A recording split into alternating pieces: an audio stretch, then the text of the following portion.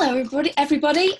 My name's Steph and I'm the Artistic Director of Minerva Arts. Thank you very much for joining us online for this talk today. Minerva Arts is an arts education and development charity. We're based right here in Cheshire and we deliver activity all across the borough. We're here today to talk to you about a project that we did back in 2017 called the Cheshire Souling Project. And that project looked at research and development work around a unique form of folk drama that is special to Cheshire. So the initial research for the project that got us going was via the rediscovery of a monograph that was written by a gentleman called Alex Helm in 1968. And that book was entitled Cheshire Folk Drama. This work was a compilation of previous research by Helm, who was one of the leading folklorists in the post-World War II era, together with his research colleagues Court and Peacock, concerning a seasonal dramatic ceremony that happened in Cheshire. At that time, Helm proposed that a unique form of folk play existed in the county until comparatively recently, and that although the form of the action in the play was typical across many examples he'd thus far researched, a hero style of combat play in which one hero was victorious, with the other being revived by a quack doctor, there were across the county of Cheshire many variations peculiar to the locality in which each play was performed.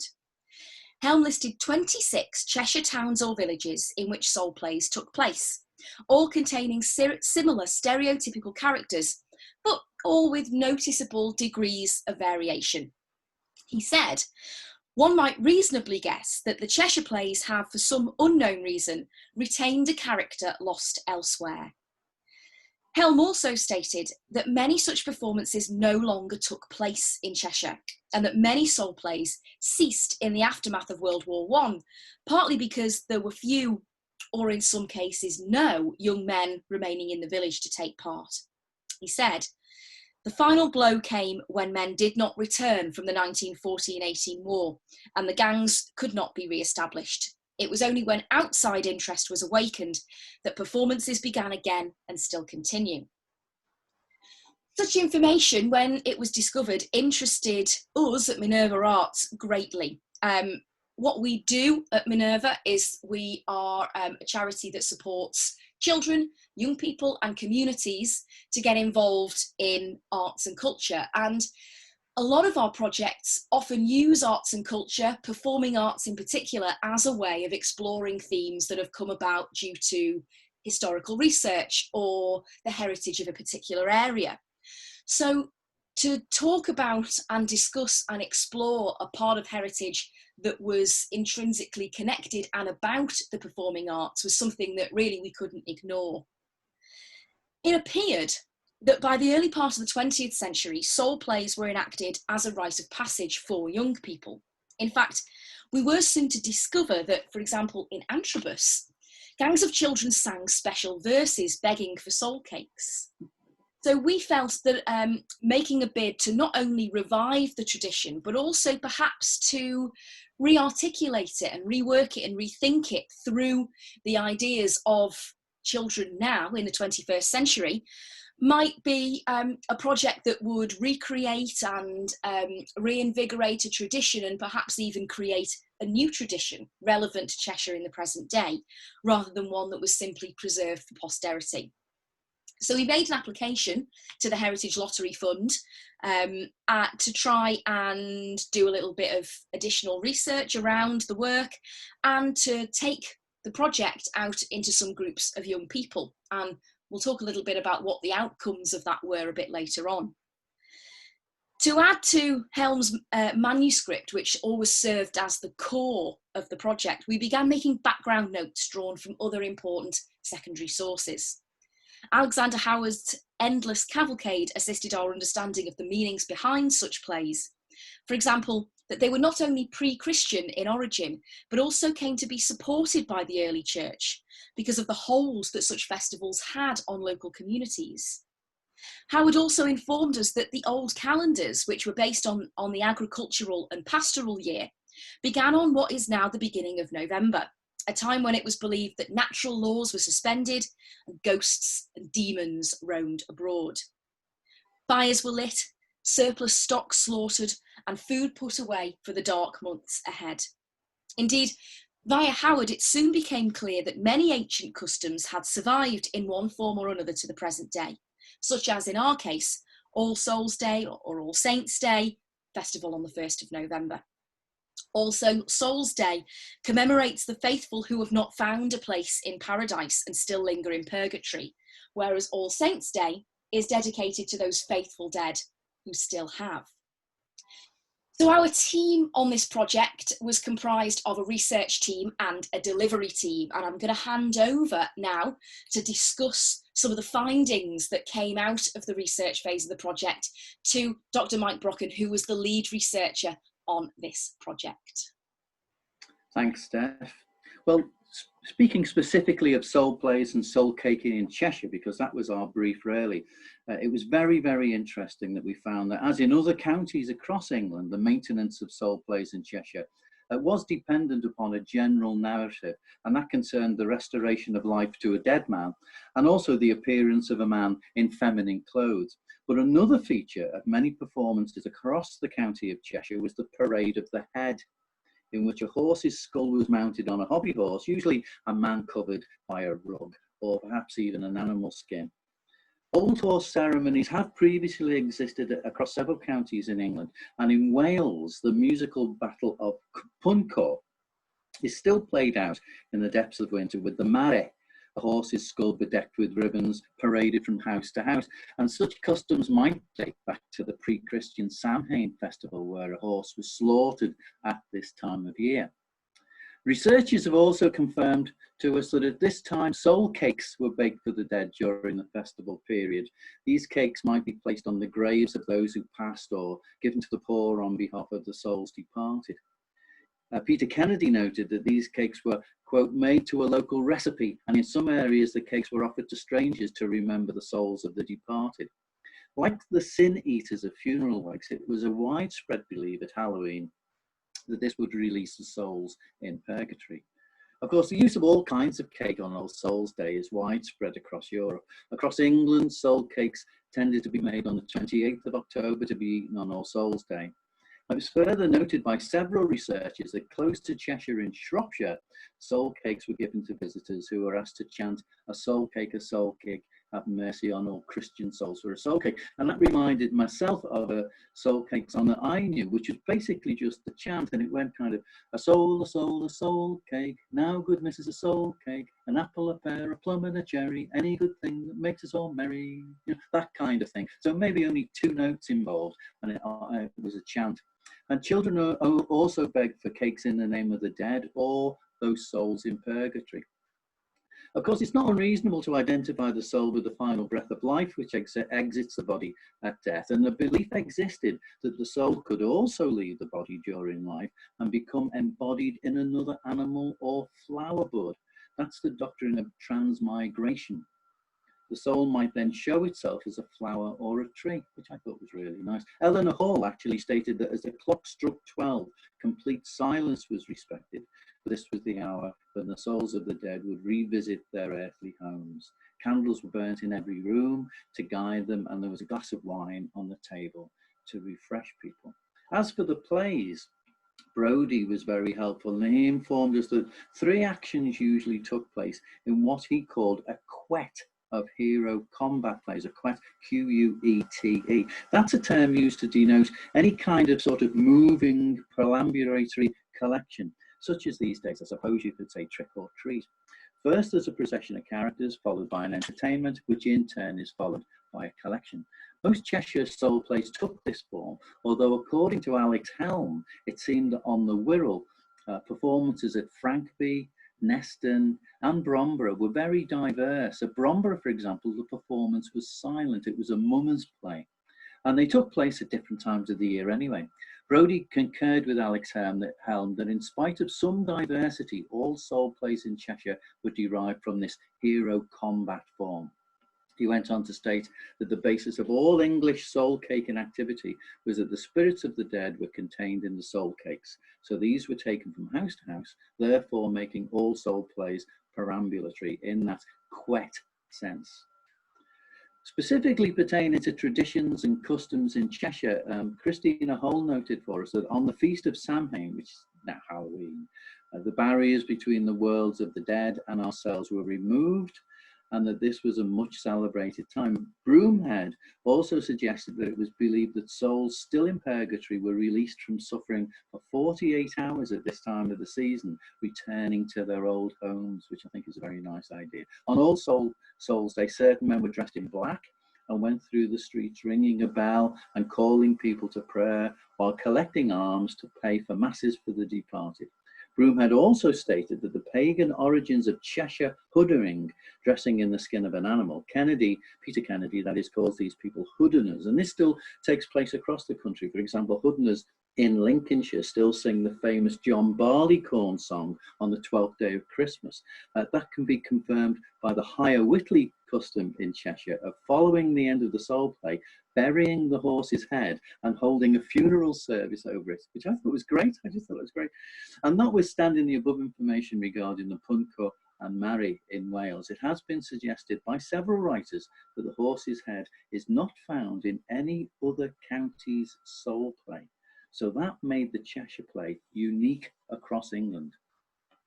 Our secondary research also took us to the Cheshire Record Office in Chester, where we found several interesting local sources.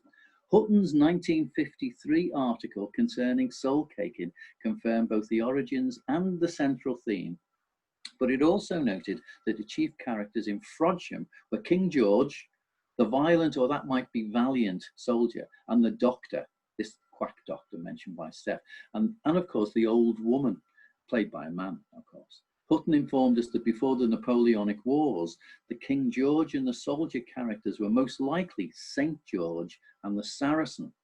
He even suggested that earlier still, these two adversaries might have been the Norse gods of light and evil, or Marvel fans should note, Baldur and Loki. Hutton also confirmed that when rival gangs of soul cakers met, this is great, there might be a fight between the two Beelzebubs, and that it would be something of a disgrace for one gang should the horse's head be captured, because its capture would mean bad luck. Alex Helm concurred with this. He said, the practice of groups who met fighting to capture the other's horse's skull, and with it the luck, is well known in the county of Cheshire. And he continued this, I thought this was interesting. The ceremony of burying the skull after the performances may be a relic of preserving the luck for the 12 months before it could be brought out again. At Lymm, the performers were said to have refused to take a collection because they were out to spread luck, not collect it. As dispensers of luck, the gangs seem to have adopted the usual pattern of lawlessness. Hutton also stated that the recipe for making soul cakes had long vanished, but the more recent customs of baking gingerbreads or spiced parking cake to be eaten on bonfire night might furnish us with a bit of a clue, really. Actually, during our work in Bunbury, sweet soul cakes were anonymously made. And these were heavily spiced with cinnamon and nutmeg. They were delicious, but we don't know who made them. In his work, Pastures Green, a memoir written in 1964, the Reverend H.A. Clark recalled that a soul-caking play took place in Gildon Sutton near Chester. This play, he remembered, was performed by boys in their early teens. Other characters in this play included Paddywhack, Dairy Doubt, and sometimes a sailor. And poignantly, Reverend Clark also lamented the fact that the play disappeared during World War I, never to return. We came across 15 photographs of soul caking held in the Cheshire Record Office in Chester. Most of these were of the renowned Antrobus soul cakers, who still do to this day, and were taken in 1956. A letter also exists in the Cheshire Record Office from the BBC to the Antrobus soul cakers for their permission to place a sound recording of their performance at the Wheatsheaf Inn on the 30th of October 1955 into the BBC Performance Library. The princely sum of 5 guineas was offered, and the Antrobus gang duly agreed. Probably drank it all as well. Additionally, we came across photos of both the Comberbatch and the Higher Whitley horse heads.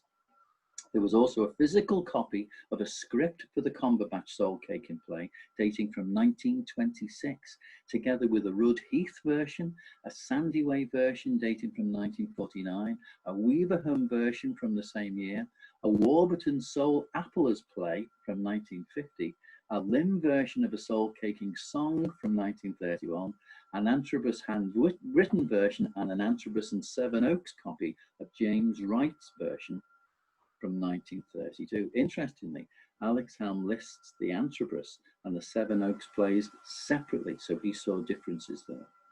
We also found 5 minutes of archive audio from 1954, not at the Cheshire Record Office, and it features the Antrobus Soul Cake as recorded by the English Folk Dance and Song Society's Peter Kennedy, and this recording includes a commentary by the Soul Cake leader Wilfred Isherwood alongside parts of the play and songs performed by members of the Antrobus gang.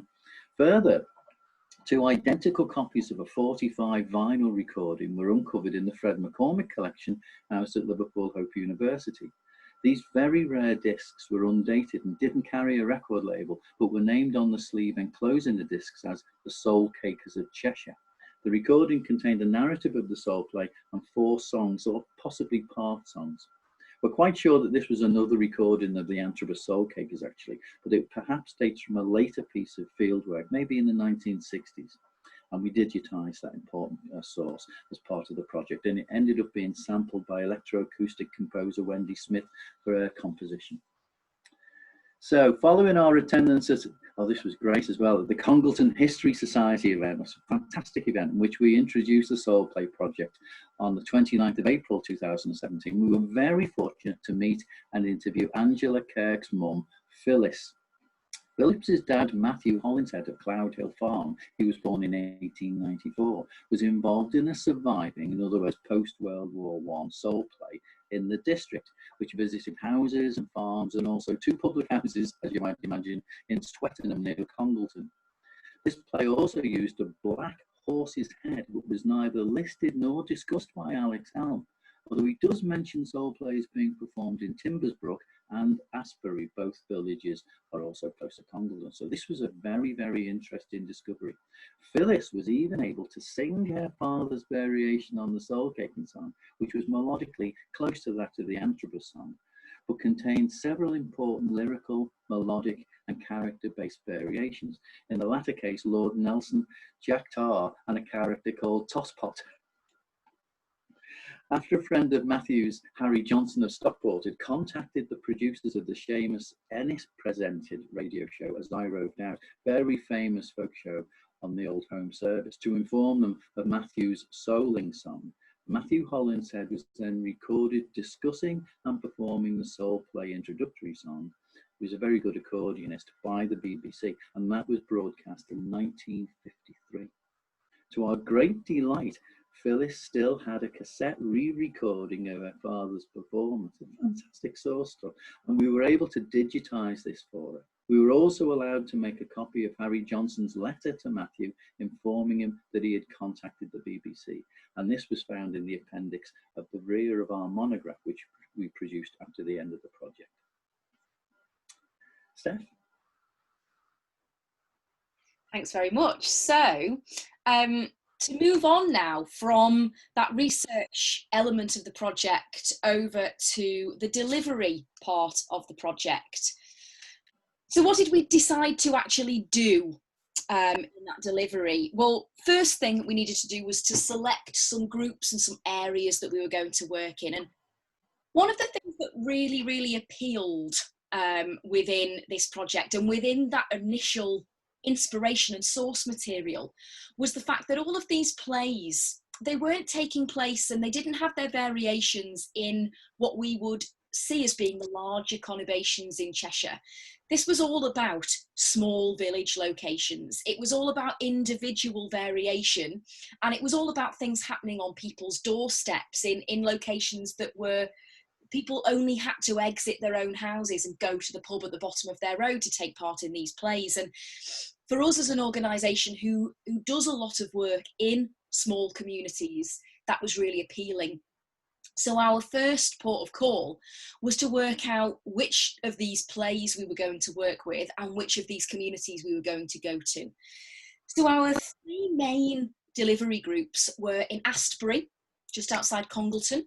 It was in Bunbury, kind of between Chester and Nantwich, right on that border between Cheshire East and Cheshire West, and also in Lymm as well. Over in Astbury, we worked with the primary school over there, Astbury St Mary's, and the children there worked in an after-school club with some of our facilitators. So each of the groups of children had a workshop with the research team to begin with, to familiarise them with what the plays was all about and learn a little bit about the history of the performance of the plays and have a go at performing and playing with some of the text and the songs themselves. And then they went on to work with a drama facilitator to create their own versions of the plays. They would use the original play as a source material, but then take bits out and add new bits in and add new characters in. And in the case of, I think the Astbury one, I might be wrong, Donald Trump, I think, became one of the main characters there, for a surprise. After they'd done their work with the drama facilitator, they also all worked with a composer as well to create a brand new piece of music, because the songs and the singing are really key to the performance of the plays. So both Astbury and Bunbury worked with composers to create a brand new song that was relevant to them. And Bunbury in particular worked with musician Virginia Kettle to create a song that was all about the story of the eel catcher, which was linked to Bunbury Mill and the history of Bunbury Mill. So Astbury was one group, Bunbury Aldersley Primary School were the other group, and we worked quite closely with the mill there as well, and the mill enabled us to do our performance there in some beautiful surroundings of the mill in a little outdoor performance, which it was quite brave for the end of October, really, to do an outside performance, but it worked, it was fine, the weather was fine. And then our Lymm group was based with Lymm Youth Theatre, which is run by Express Arts, who are a small arts charity based in Warrington.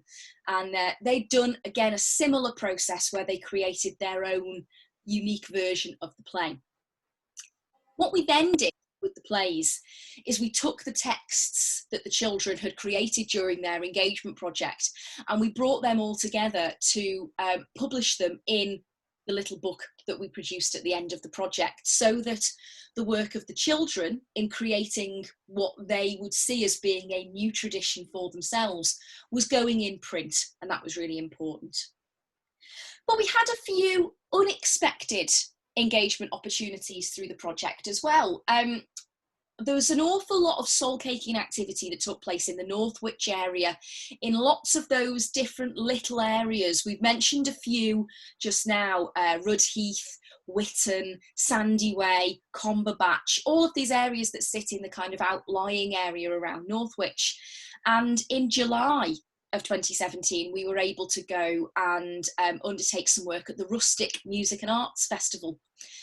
And that was a folk music festival that took place in Barnton, just outside the town centre. And that gave us a great opportunity to experiment and play with people that were coming in to take part in family activities at the festival. So we brought the script with us, we enabled people to reenact the play, we had some props and bits of costume that people could use to bring their versions to life. And what we were also able to do on that day was to bring a composer who we'd given a special commission to work with, and Mike mentioned it before, Wendy Smith, who's an electroacoustic composer, who brought together a really interesting piece of work based on archive and found sound that helped to kind of reflect the story and the narrative of the project. And some of the material that she used in her final piece was taken from field recordings during the Rustic Festival, which is really fantastic. Our final quite unexpected outcome took place in September of 2017. And this ended up being a piece of street theatre, which was something that we absolutely had not thought of doing And it also involved the two of us and another of Minerva's board members taking part and suddenly getting up and performing a piece of street theatre in the middle of Knutsford. And that was never part of the plan. That was not written into the HLF funding application, I can tell you. But that came about because of quite an interesting process we'd had at the beginning of the project, where we'd approached Knutsford, and we'd gone to the town council, as we had done with other places, as we did with Congleton. And Congleton very kindly wanted to back the project and gave us some in-kind use of the town hall, which we used for our final celebration event in November of 2017, which was wonderful. So we'd done the same thing in different areas, and Knutsford were really interested to begin with. But a really curious thing happened, where when the project was mentioned in the local newspaper, somebody got in touch with the paper and wrote a letter into the letters page. I know, apparently people still do that. And this letter came from somebody that had been involved in another soul caking troupe that actually wasn't based in Knutsford. We knew that we were never saying that these plays aren't performed ever. We know that the Antrobus group still do their play every year, and the Warburton group have revived their play, even though nowadays they're actually technically in Trafford, but we'll let them in Cheshire just for the sake of soul caking.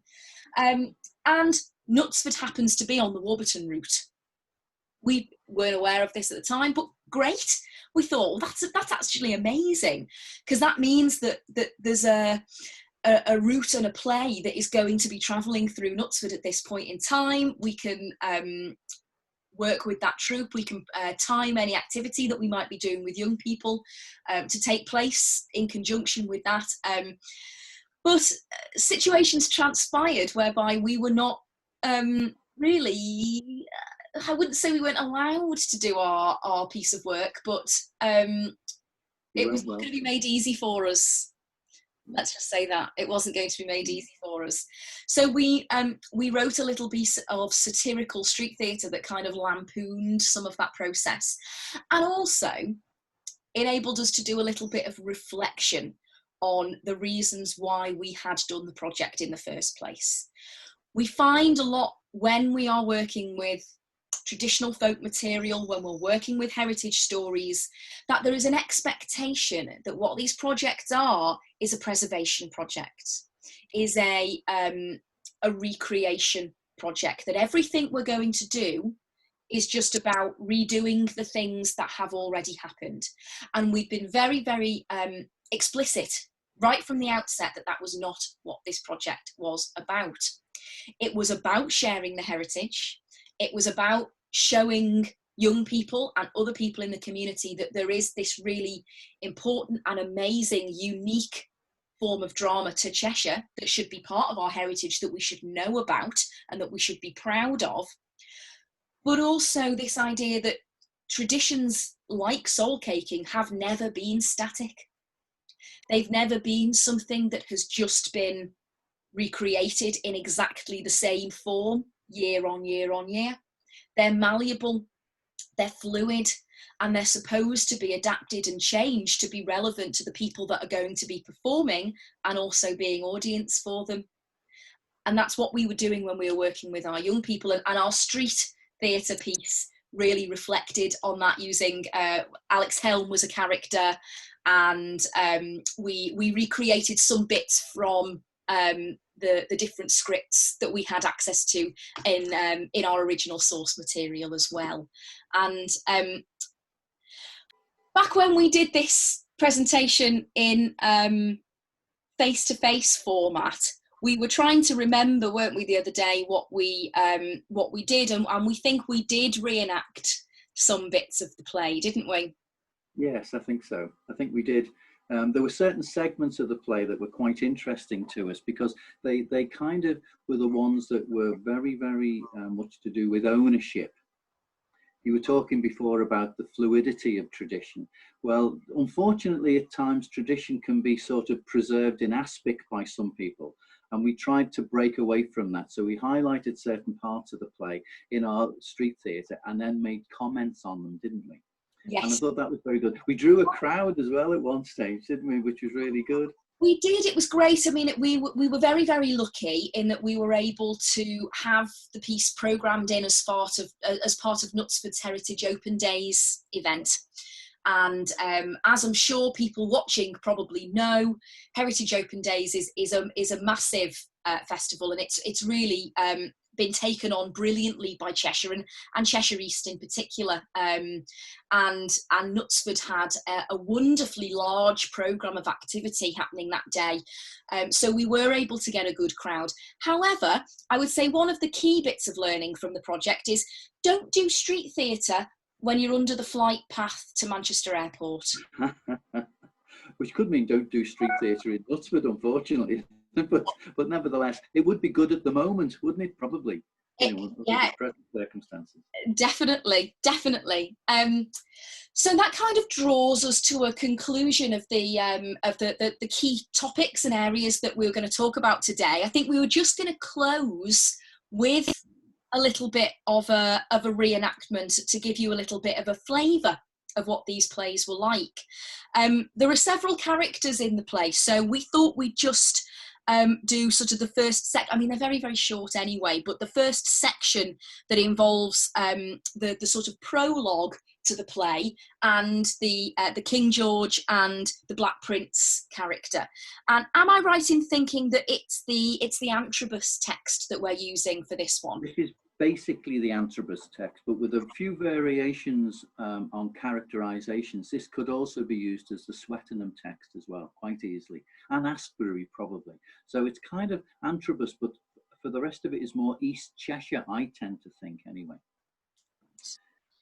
So the play starts with the letter in. The letter in is going to knock on the door. Now, ladies and gentlemen, light a fire and strike a light, for in this house there's going to be a dreadful fight between King George and the Black Prince. I hope King George will win. Whether he wins, loses, fights or falls, we'll do our best to please you all. King George then enters. In comes I, the champion bold. I've won £10,000 in gold. 'Twas I who fought the fire dragon and brought him to the slaughter, and by these means I won the king of Egypt's daughter. I've travelled the whole world round and round, but never of man of my equal found. I almost slew a giant dead, and with my broadsword cut off his head. If you don't believe these words I say, step in, Black Prince, and clear the way. In comes I, Black Prince of Paradise, born of high renown. I've come to take King George's life and courage down. If that be he who standeth there, who slew my master's son and heir, if that be he of royal blood, I'll make it flow like Noah's flood. Aha, mind what thou sayest. What I say, I mean. Well, stand back, thou dog, or my sword thou'll die.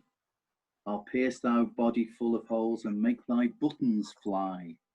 How canst thou make my body full of holes and make my buttons fly, when my body is made of iron, my fingers and toes of double joints? I challenge thee to yield. Prepare. And then it all kicks off. Which I think was always the most popular bit of the play when we were running it at festivals and things with the kids, because that is the time when the polystyrene swords come out.